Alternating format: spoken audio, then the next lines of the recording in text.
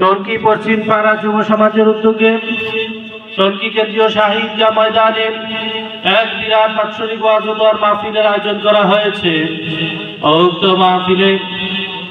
মাহফিলে শুভাগমন করিবেন পাক ভারতীয় উপমহাদেশের মধ্যে আধ্যাত্মিকতার শ্রেষ্ঠতম দরবার ঐতিহ্যবাহী সোনাকান্দা দারুল হুদা দরবার শরীফের মরহুমে সাদি আবু বকর মোহাম্মদ শামসুল হুদা রহমতুল্লাহি আলাইহির সুযোগ্য সাহেবজাদা পীরজাদা হাফেজ হযরত মাওলানা হুসাইন আহমদ হানাফি পীর সাহেব কেবলা দামাত বরকাতুহুল আলিয়া।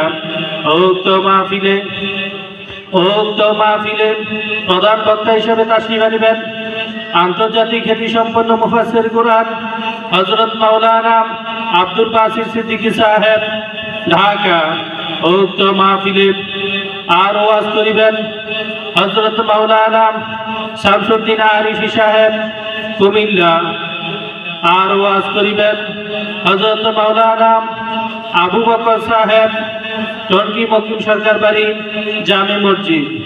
আরো দেশ বরণ্যের উলামায়ে কেরামগণ তাশরীফ আনিবেন।